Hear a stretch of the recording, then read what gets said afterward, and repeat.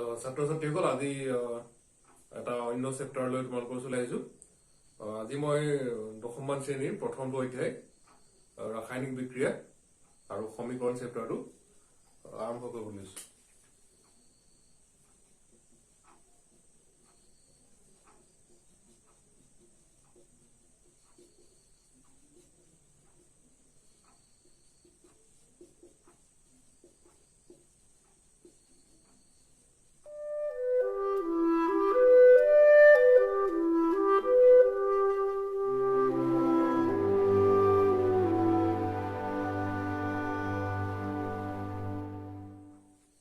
ঠিক আছে, এতিয়া প্ৰথম কথা হ'ল ৰাসায়নিক বিক্ৰিয়া।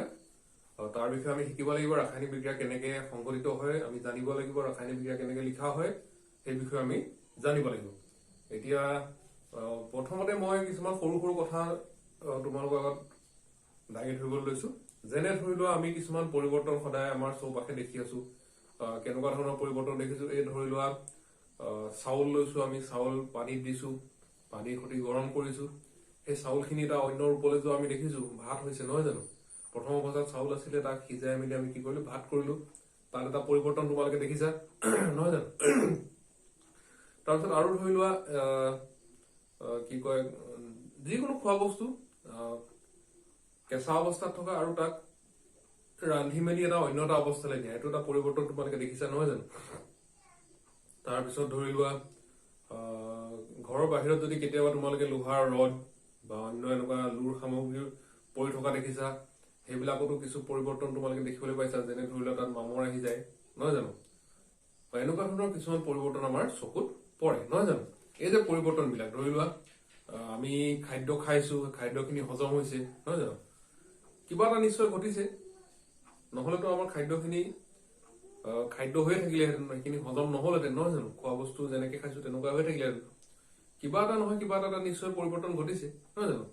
এতিয়া সেই পৰিৱৰ্তন বিলাকৰ আমি ৰাসায়নিক বিক্ৰিয়াৰ ৰূপত আমি লিখিব পাৰো, নহয় জানো? এতিয়া ধৰি লোৱা ৰাসায়নিক বিক্ৰিয়া এটা সংঘটিত হৈছে নে নাই তাক জানিবৰ কাৰণে আমি কেইটামান কথা জানিব লাগিব। কি কি কথা জানিব লাগিব? প্ৰথম কথা তোমালোকে ধৰি লোৱা, এক নম্বৰত তোমালোকে জানিব লাগিব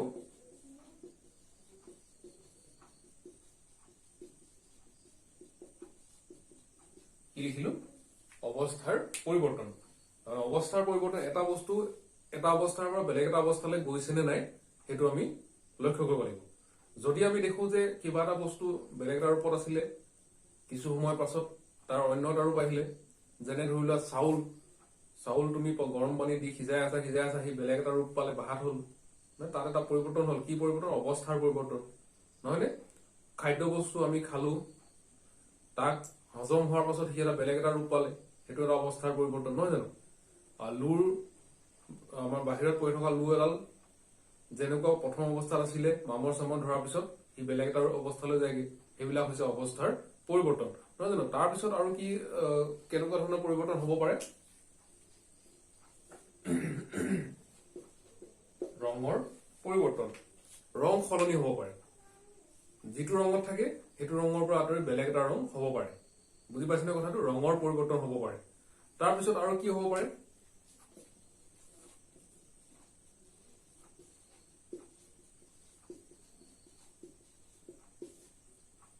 গেছৰ উৎপত্তি। কিছুমান ক্ষেত্ৰত কি হয়, গেছ উৎপন্ন হব পাৰে।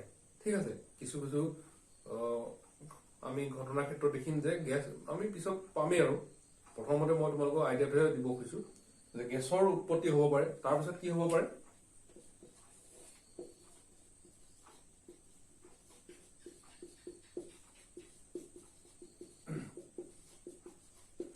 উষ্ণতাৰ পৰিৱৰ্তন হব পাৰে। যিমান ডিগ্ৰী উষ্ণতা আছিল তাতকে বেছি হব পাৰে, বা যিমান ডিগ্ৰী প্ৰথম অৱস্থাত আছিলে তাতকে কমো হব পাৰে। বুজি পাইছে? এনেকুৱা ধৰণৰ পৰিৱৰ্তন বিলাক যত আমি দেখিম, তেতিয়া আমি কম যে তাত কি ঘটিছে, ৰাসায়নিক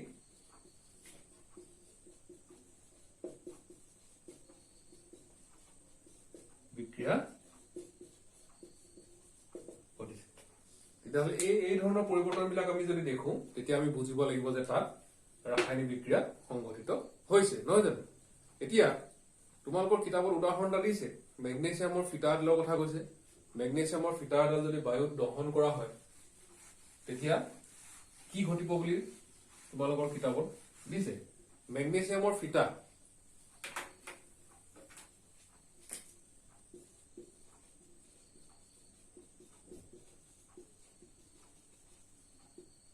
মেগনেছিয়ামৰ ফিটা এডাল বায়ুত দহন কৰিব দিছে দহন কৰা মানে মই কেইবাটাও ক্লাছত কৈছো দহন মানে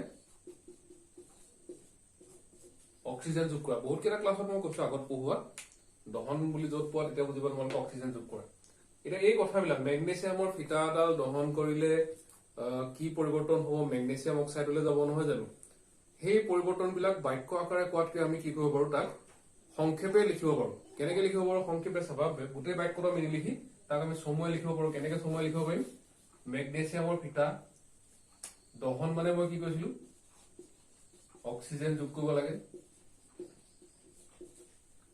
কি উৎপন্ন হ'ব মেগনেছিয়াম অক্সাইড কথা ধৰি পাইছেনে গোটেই বাক্যটো আমি নিলিখি তাক আমি কিছুমান শব্দত লিখি দিব পাৰো দেখিছে এইটো দেখি পেলাই আমি কি ক'ব মেগনেছিয়াম অক্সিজেন মানে মেগনেছিয়াম ফিটাডাল দহন হৈছে এইটো প্ৰথম অৱস্থাত মই লিখি দিছো বাৰু দহন কি উৎপন্ন হৈছে মেগনেছিয়াম অক্সাইড উৎপন্ন হৈছে ঠিক আছে এটা এই যে তোমালোকে লিখিলা গোটেই বাক্যটো নিলিখি এই শব্দ কেইটামান যে লিখিলা এনেকুৱা ধৰণৰ লিখাবিলাকক কি বুলি কোৱা হয় গম পাইছেনে এনেকুৱা ধৰণৰ লিখা এই প্ৰক্ৰিয়াটো এইটো এটা হ'ল শব্দ সমীকৰণ মনত থাকিবনে গোটেই বাক্যটো নিলিখি তোমালোকে তাক শব্দ কেইটামান মানে শব্দ মানে কি আৰু নাম কেইটা নহয় জানো এতিয়া যি টি শব্দ লিখিলেতো নহ'ব সেইটো বুজি পাইছা তোমালোকে মেগনেছিয়াম লিখিলা অক্সিজেন লিখিলা মেগনেছিয়াম অক্সাইড লিখিলা ঠিক আছে আৰু এই কাৰ্চিনডাল তোমালোকে বুজি পাইছে কাৰ্চিনডালৰ সোঁপক্ষ বাওঁ পক্ষত সদায় কি থাকে বিক্ৰিয়ক বিলাক থাকে বাওঁ পক্ষত বিক্ৰিয়ক বিলাক থাকে আৰু সোঁপক্ষত বিক্ৰিয়াজাত পদাৰ্থ ইংৰাজীত কোৱা হয় বাওঁ পক্ষত বিক্ৰিয়ক ৰিয়েক্টেন্ট বিলাক থাকে আৰু সোঁপক্ষত প্ৰডাক্ট বিলাক থাকে ঠিক আছে এতিয়া এইটো কি বুলি কোৱা হয় তেতিয়াহ'লে শব্দ সমীকৰণ কেতিয়াবা তোমালোকৰ হয়তো পৰীক্ষাত আহিব পাৰে শব্দ সমীকৰণ এতিয়া আমি ইয়াতকে আৰু এখাপ বেলেগ এটা ষ্টেপলৈ যাওঁচোন আৰু এখাপ আগবাঢ়ি যাওঁ এতিয়া চাবা মেগনেছিয়ামৰ সংকেত লিখিম আমি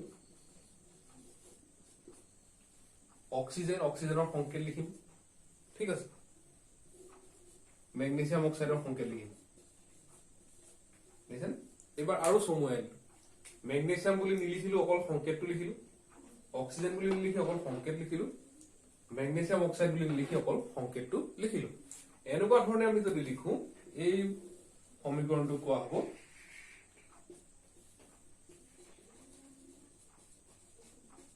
ৰাসায়নিক সমীকৰণ বা বিক্ৰিয়া কথাটো ধৰিব পাইছে প্ৰথম এনেকে লিখিলে শব্দ সমীকৰণ সেই শব্দকেইটা যদি সংকেতৰ ওপৰত লৈ যোৱা তেতিয়া কি হৈ যাব ৰাসায়নিক সমীকৰণ বা বিক্ৰিয়া ঠিক আছে এনেকুৱা ধৰণে আমি সমীকৰণবিলাক লিখিম এতিয়া ইয়াৰ উপৰি আৰু এটা কথা তোমালোকে জানিব লাগিব কি জানিব লাগিব জানিছেনে নৱম মান শ্ৰেণীত তোমালোকে পাইছিলা ভৰৰ নিত্যতা সূত্ৰ যে বিক্ৰিয়াৰ আগত পদাৰ্থবিলাকৰ মুঠ ভৰ আৰু বিক্ৰিয়াৰ পাছত পদাৰ্থ মানে যিবিলাক উৎপন্ন হয় সিহঁতৰ মুঠ ভৰ সদায় একেই থাকে নহয় জানো ভৰৰ সাল সলনি নহয় তাৰমানে মুঠ ভৰটো বা ইয়াক এনেকৈ ক'ব পাৰি বিক্ৰিয়াৰ আগত যদি প্ৰতিটো মৌলৰ পৰমাণুৰ সংখ্যা যিমান থাকে পাছতো সেই পৰমাণুৰ সংখ্যা সমানে থাকে তাৰমানে মই এইটো ক'বলৈ বিচাৰিছো যে বিক্ৰিয়াৰ আগত মানে তোমালোকে বুজিবা এই কাৰ্চিনডাল এইফালৰ এইটো বিক্ৰিয়াৰ আগ বুজায় মানে বিক্ৰিয়াটো হোৱাৰ আগৰ পৰ্যায় এইটো কাৰ্চিনডালৰ সোঁফাল মানে বিক্ৰিয়াটো ঘটি কি ওলালে ঠিক আছে এতিয়া বিক্ৰিয়াৰ আগত যিমান পৰমাণু থাকে এটা মৌলৰ বিক্ৰিয়াৰ পাছতো সিমান থাকিব লাগিব তাৰমানে কথাটো এনেকুৱা এইফালে মেগনেছিয়াম বিক্ৰিয়াৰ আগত যিমান আছিলে সেইফালৰ মেগনেছিয়াম সিমান থাকিব লাগিব ঠিক আছে অক্সিজেন এইফালে যিমান আছিলে সেইফালেও থাকিব লাগিব এতিয়া মই এইখিনি মোহাৰি বেলেগকে অকল ৰাসায়নিক সমীকৰণটো লিখিছো তোমালোকে চাবা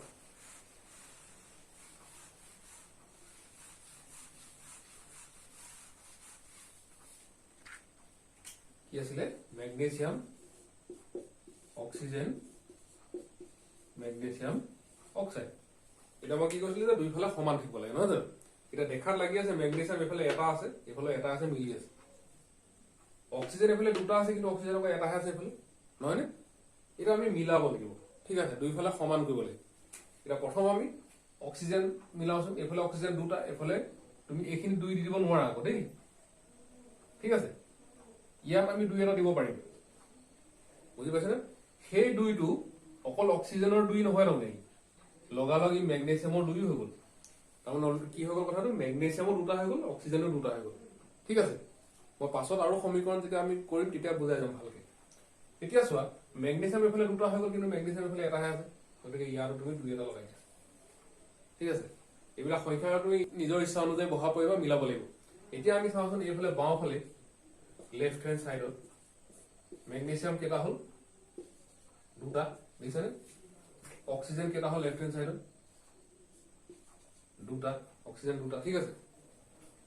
ৰাইট হেণ্ড চাইডত চাওঁ, মেগনেছিয়াম কেইটা হ'ল, 2টা, দেখিছেনে? অক্সিজেন কেইটা হ'ল, 2টা। এতিয়া দুইফালে মিলি গ'ল নে চোৱাচোন। এই যে তুমি দুইফালে মিলালা, এই প্ৰক্ৰিয়াটো কোৱা হয় সমীকৰণ সন্তুলন কৰা, সন্তুলন, বা ইংৰাজীত কোৱা হয় বেলেন্স। পৰীক্ষাত এনেকুৱা 2টা আহে কৰিবলৈ, প্ৰায় পৰীক্ষাত আধা নম্বৰ আহে, কিন্তু কিছুমানত শব্দ সমীকৰণ লিখিবলগীয়া হয়, ৰাসায়নিক সমীকৰণ লিখিবলগীয়া হয়, আৰু সমতুল কৰিবলগীয়া হয়, তেতিয়া নম্বৰটো অকণ বেছিকে দিয়ে, ঠিক আছে। এতিয়া সমীকৰণ সমতুল, সন্তুলন বা সমতুল একেই, অৰ্থ একেই, ইংৰাজীত বেলেন্স কৰা বুলি কোৱা হয়। এতিয়া এইখিনিতে হ'ল আমি জানিবলগীয়া কথা এইকেইটা। তোমালোকৰ প্ৰশ্নাৱলীত 2-4টা প্ৰশ্ন দিছে, সমীকৰণ সমতুল কৰা, সমীকৰণ লিখা, তোমালোকে কৰিবা। মই তাৰে এটা আৰু এটা কৰি দেখাইছো, তোমালোকে চাবা। হাইড্ৰোজেন প্লাস ক্লোৰিন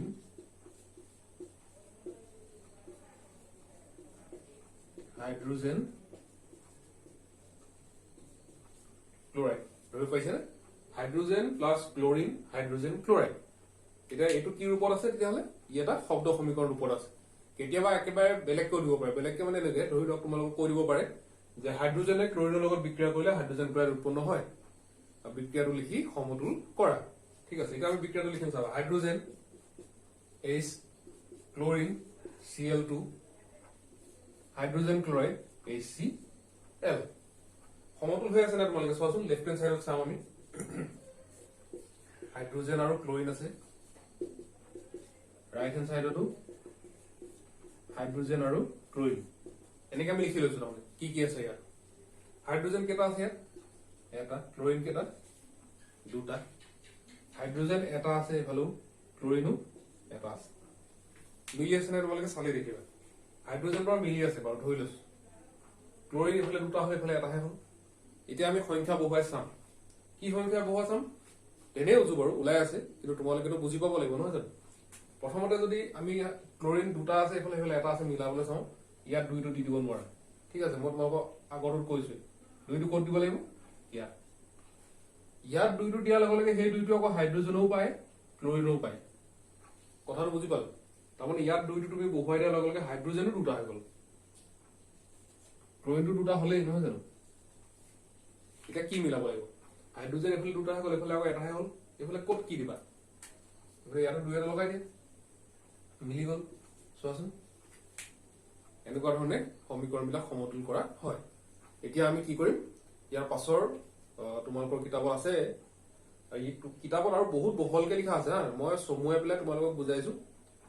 তোমালোকে কিতাপখন চাবা আৰু এনেকুৱা ধৰণে চেষ্টাও কৰিবা, আৰু নোৱাৰিলে জনাবা এইখিনি, নহয় জানো।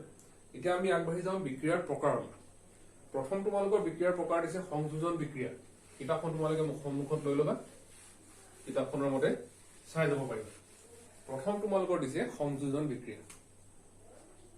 বিক্ৰিয়াৰ প্ৰকাৰ,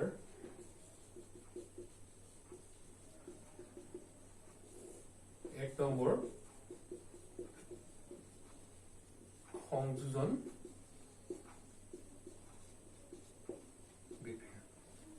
নামটোতে অৰ্থটো আছে, চোৱাচোন, সংযোজন, সংযোগ হৈ যায়, বুজি পাইছে। তাৰ এতিয়া কি বুলি ক'ব লাগিব, যে যিবোৰ বিক্ৰিয়াত 2টা বা ততোধিক বিক্ৰিয়ক পদাৰ্থ লগ লাগি মাত্ৰ এটা বিক্ৰিয়াজাত পদাৰ্থ উৎপন্ন হয়। বুজি পাইছেনে? বিক্ৰিয়ক কেইবাটাও হ'ব পাৰে, 2টা হ'ব পাৰে, 3টা হ'ব পাৰে, কিন্তু বিক্ৰিয়াজাত পদাৰ্থ ওলাব লাগিব কেইটা? মাত্ৰ এটা। তাৰমানে বিক্ৰিয়ক মানে কি? কাৰ চিন্তা যদি দি লওঁ, এইফালে তাৰমানে কেইবাটাও হ'ব পাৰে, 3টা হ'ব পাৰে, 2টা হ'ব পাৰে, কিন্তু এইফালে ওলাব লাগিব অকল এটা। ঠিক আছে? এনেকুৱা ধৰণৰ বিক্ৰিয়াবিলাকক কোৱা হয় সংযোজন বিক্ৰিয়া। তেতিয়াহ'লে তোমালোকে উদাহৰণ অকমান আগত পালাই দেখোন। আমি এতিয়া যিকেইটা উদাহৰণ কৰি আছিলো, বেলেগ এটা উদাহৰণো ল'ব পাৰো। এতিয়া আমি যিটো কৰিলো ধৰিলে সেইটোও ল'ব পাৰো। কেনেকে ল'ব পাৰো চাবা। Hydrogen plus chlorine HCl। বিক্ৰিয়ক কেইটা চোৱাচোন, এইটো এটা এইটো এটা, বিক্ৰিয়ক 2টা, বিক্ৰিয়াজাত পদাৰ্থ কেইটা? এটা। ঠিক আছে, 2টা লগ লাগি এটা হৈছে, তাৰমানে সেইটোৱে কি হ'ল? সংযোজন বিক্ৰিয়া। মনত থাকিব, তোমালোকে একদম থুলমূলকে কি চাবা? বিক্ৰিয়াটোৰ কাৰ চিন্তাল চাবা, বাওঁফালে চাবা, সোঁফালে চাবা। বাওঁফালে যদি তোমালোকে দেখা যে 2টা বা 3টা আছে, সোঁফালে কিন্তু এটাহে আছে, লগালগ বুজি পাবা কি বিক্ৰিয়া? সেইটো সংযোজন বিক্ৰিয়া। ঠিক আছে, এতিয়া এইটো মই সমতুল নকৰো, তোমালোকে বুজি পাইছা চাগে।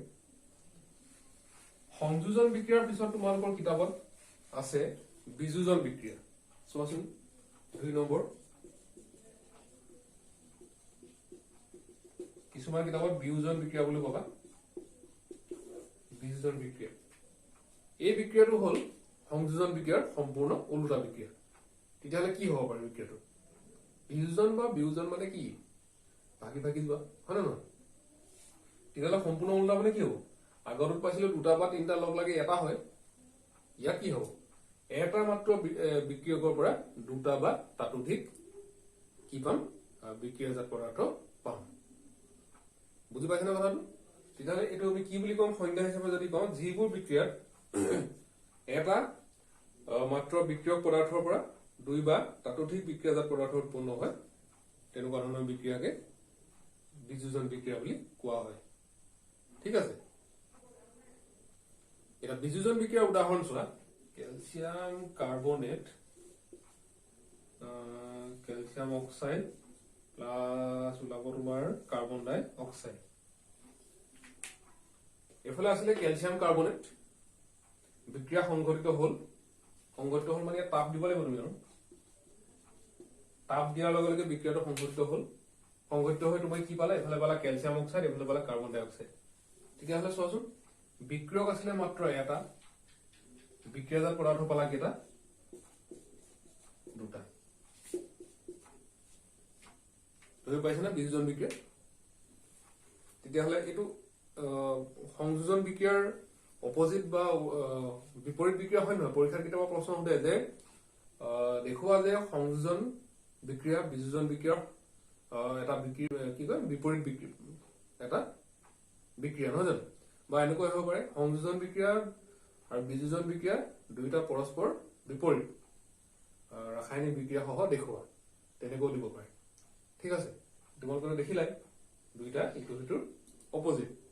এতিয়া আৰু কিছুমান বিক্ৰিয়া থাকে ইয়াৰ মাজতে, মই আৰু প্ৰকাৰ আছে, সেই প্ৰকাৰকেইটালৈ যোৱাৰ আগতে আৰু দুটামান কথা কৈ লৈছো। কিছুমান বিক্ৰিয়া আছে তোমালোকে দেখিবা বিক্ৰিয়াটো সংঘটিত হোৱাৰ লগে লগে তাপ উৎপন্ন হয়। মই প্ৰথমতে কৈছিলো তাপ উৎপন্ন হোৱা কিছুমান বিক্ৰিয়া আছে। এনেকুৱা বিক্ৰিয়াবিলাকক কি বুলি কোৱা হয়? তাপবৰ্জী বিক্ৰিয়া বুলি কোৱা হয়, বা তাপ উৎপাদী।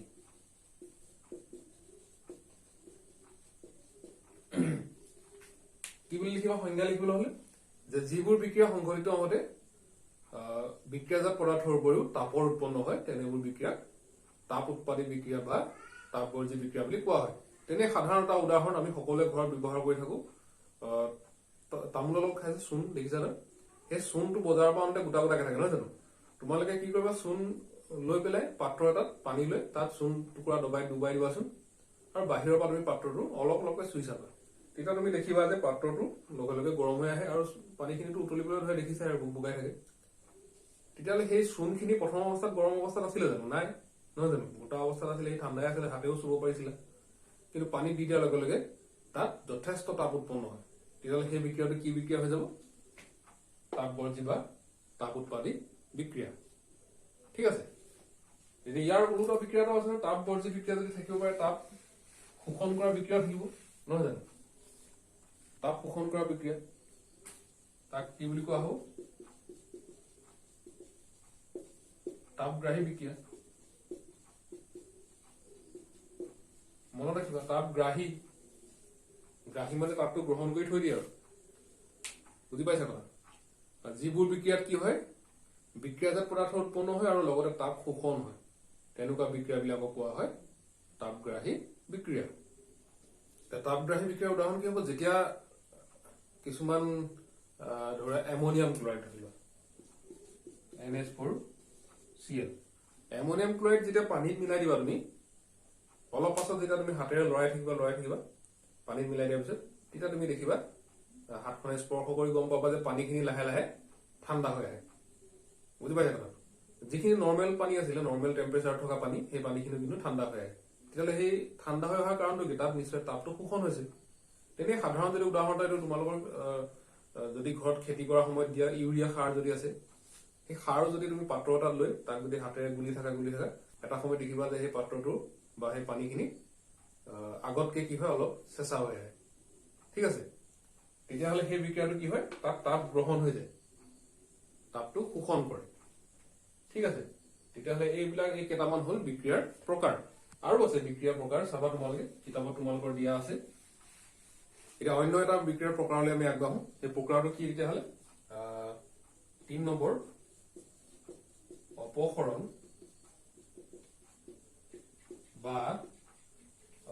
বা প্ৰতিস্থাপন বিক্ৰিয়া নহয় জানো প্ৰতিস্থাপন বিক্ৰিয়া এতিয়া এনেকুৱা ধৰি লোৱা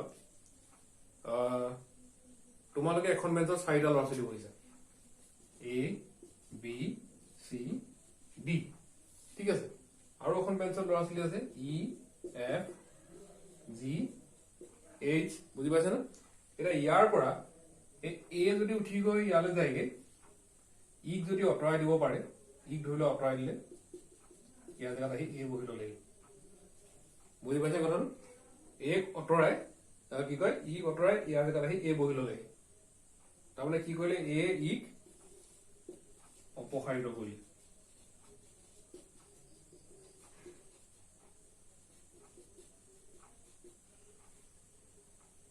কথা ধৰি পাইছেনে এতিয়া যদি আমি এই ABCD বাদ দি আমি মৌল যৌগ হিচাপে যদি ধৰি লওঁ যিবোৰ বিক্ৰিয়াত এটা মৌলই অন্য এটা মৌলক তাৰ স্থানৰ পৰা অতৰাই দিব পাৰে তাৰমানে সেইটো হৈছে অপসৰণ বিক্ৰিয়া আৰু প্ৰতিস্থাপন বিক্ৰিয়া সেই একেটাকে কোৱা হয় তাৰমানে সি তাৰ জেগাত বহি ল'লে যে সেইটো প্ৰতিস্থাপিত কৰিলে তাৰমানে অন্য মৌলটো অতৰাই দিলে উদাহৰণ যদি লওঁ তোমালোকে উদাহৰণ ল'লে একদম কথাটো ক্লিয়াৰ হৈ যাব চাবা উদাহৰণ লৈছো মই আইৰণ ঠিক আছে আৰু কি ল'ম কপাৰ সালফেট লওঁ ইয়াতে ধাতুৰ সক্ৰিয়তা শ্ৰেণীৰ কথা আহি যায় তোমালোকক ধাতু আৰু অধাতু চেপ্টাৰটো পঢ়াওঁতে মই কৈছিলো দেই বেছি সক্ৰিয় ধাতুহে কম সক্ৰিয় ধাতুক অপসাৰিত কৰিব পাৰে মনত আছে নহয় নাই যদি তোমালোকে মই এনেকুৱা চুকত যিটো আই বটন আছে তাত ক্লিক কৰিবা গোটেই প্লে লিষ্টখন ওলাই যাব তেতিয়া তোমালোকে ধাতু আৰু অধাতু চেপ্টাৰৰ ভিডিঅ' কেইটা চাই ল'বা তাত মই সক্ৰিয়তা যিটো শ্ৰেণী সেই শ্ৰেণীটোৰ কথা কৈছিলো সেইকাৰণে মই এই বিক্ৰিয়াটো লৈছো আইৰণ আৰু কপাৰ থকা বিক্ৰিয়াটো লৈছো এই বিক্ৰিয়াটো সংঘটিত হলে কি হ'ব গম পাইছেনে এই আইৰণে কি কৰিব কপাৰক অপসাৰিত কৰিব মানে এই ABCD কথা যে কৈছিলো A গৈ পেলাই সেই ই যে অতৰাই পঠিয়াইছিল তেনেকে কি হ'ব এই আইৰণে গৈ পেলাই কপাৰক অতৰাই দিব তেতিয়া কি হৈ যাব আইৰণ সালফেট হ'ল কপাৰটো আঁতৰি গুচি যাব এতিয়া পাজলটো ভাগিছে বাৰু এইটো গ'ল ইয়ালে কপাৰটো ওলাই গুচি গ'ল বুজিছেনে এইটো ঠিক আছে এনেকুৱা ধৰণৰ বিক্ৰিয়াবিলাকক কোৱা হয় অপসৰণ বিক্ৰিয়া বা প্ৰতিস্থাপন বিক্ৰিয়া মনত থাকিব নিশ্চয় নহয় জানো এনেকুৱা উদাহৰণ তোমালোকে আৰু ল'ব পাৰা আৰু নিজৰ ফালৰ পৰা উদাহৰণ তোমালোকে লিখিব পাৰা আৰু এই ক্ষেত্ৰত তোমালোকে সেই ধাতুৰ সক্ৰিয়তা শ্ৰেণী মনত ৰাখিব লাগিব এই কপাৰতকৈ আইৰণটো বেছি সক্ৰিয় বুজি পাইছেনে সেইকাৰণে আইৰণে কপাৰক অতৰাব পাৰিছে আমাৰ মানুহৰ ক্ষেত্ৰতো যদি চাওঁ ক্ষীণমিন মানুহ এটাক শকত মানুহ এটাই কি কৰিব পাৰিব পটকে অতৰাই দিব পাৰিব হয় নহয় সেই ক্ষীণটোৱে শকত মানুহটোক অতৰাব পাৰিব জানো পটককে নোৱাৰে ঠিক আছে ইয়াতো কি হয় আইৰণটো বেছি সক্ৰিয় কপাৰৰ তুলনাত বুজি পাইছা কিন্তু কপাৰে আইৰণক অতৰাই পঠিয়াব নোৱাৰে আকৌ বুজি পাইছা কেলে নোৱাৰে কপাৰটো আইৰণতকৈ সক্ৰিয়তা শ্ৰেণীৰ তলত আছে তোমালোকে সেই ভিডিঅ'বিলাক চাই লোৱা ধাতু আৰু অধাতু চেপ্টাৰটো গোটেইকেইটা ভিডিঅ' আছে মই ইতিমধ্যে 3টামান চেপ্টাৰ সম্পূৰ্ণ কৰিলো সেই ভিডিঅ'বিলাক তোমালোকে চাবা এইটোৰ লগত সেইটো সম্পৰ্ক আছে ঠিক আছে এনেকুৱা বিক্ৰিয়া তোমালোকে আৰু 3-4টামান লিখিবা এনেকৈ তলতে লিখি লিখি গৈ থাকিবা খালী জেগাডোখৰত থৈ যাবা পাছত তোমালোকে তাত নতুনকৈ আৰু বিক্ৰিয়া কিছুমান লিখিবা এতিয়া আৰু এটা বিক্ৰিয়াৰ প্ৰকাৰ আছে আমি হেতুলে আগবাঢ়ো ডি অপসৰণ বিক্ৰিয়া 4 নম্বৰ প্ৰকাৰ ডি অপসৰণ বিক্ৰিয়া অপসৰণ মানেটো পাইছিলা এতিয়া এই মাত্ৰ এটা ডি শব্দটো লাগিব ডি শব্দটো কি বুজায় দ্বিতীয় দুই নহয় জানো ডি শব্দটো বুজায় দুই এতিয়া দুটা অপসৰণ হ'ব লাগিব দুটা অপসৰণ এনেকুৱা আগত মই উদাহৰণটো আকৌ আগত গৈ লৈছো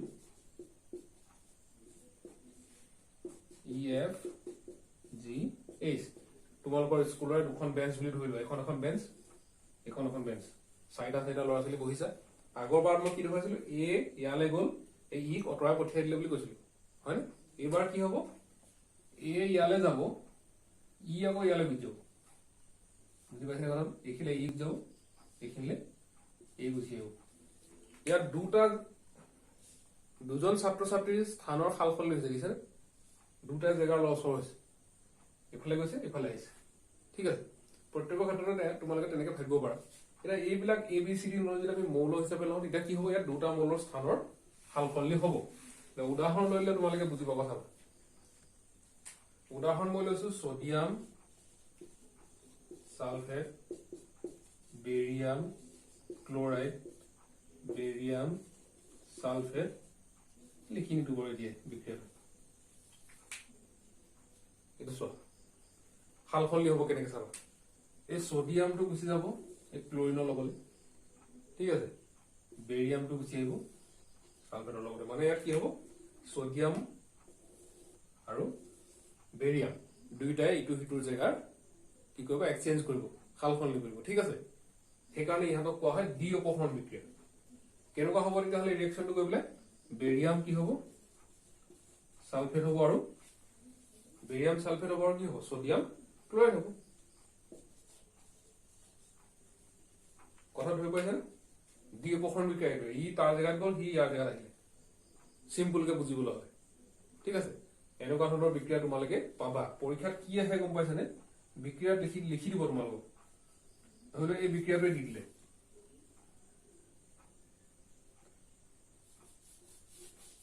এনেকে দি দিলে বিক্ৰিয়াটো আৰু তলত প্ৰশ্ন সুধিলে এইটো কোন প্ৰকাৰৰ বিক্ৰিয়া তোমালোকৰ উত্তৰটো কি হ'ব তেতিয়া যে এইটো এটা ডি অপসৰণ বিক্ৰিয়া বুজি পাইছা এতিয়া ইয়াক তোমালোকে সমতুল কৰিব পাৰা কেনেকৈ সমতুল কৰিবা এইটো অকমান ডাঙৰ কাৰণে মই সমতুলটো বুজাবলৈ ভাল হ'ব ইয়াত সেইকাৰণে তোমালোকে এবাৰ মন দি চাবা লেফট হেণ্ড সাইডত কি আছে আমি চাওঁচোন সোডিয়াম আছে সালফেটটোক আমি এটা বুলি ধৰিছো দেই বেৰিয়াম আছে ক্লোৰিন আছে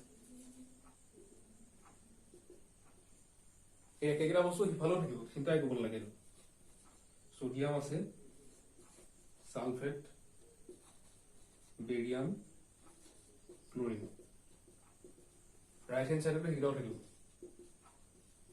কেইটা আছে আমি লিখি লওঁ সোডিয়াম আছে দুটা সালফেট আছে এটা বেৰিয়াম আছে এটা ক্লোৰিন আছে দুটা সোডিয়াম আছে এফালে এটা সালফেট আছে এটা বেৰিয়াম এটা ক্লোৰিন এটা কি মিলা নাই ইয়াত সোডিয়াম মিলা নাই ক্লোৰিন মিলা নাই নহয় নে আমি সংখ্যা বহাই চাওঁ ক'ৰবাত সোডিয়ামটো এফালে দুটা আছে সিফালে এটাহে আছে সেই এটা ভাগত আমি দুটা কৰোচোন প্ৰথমতে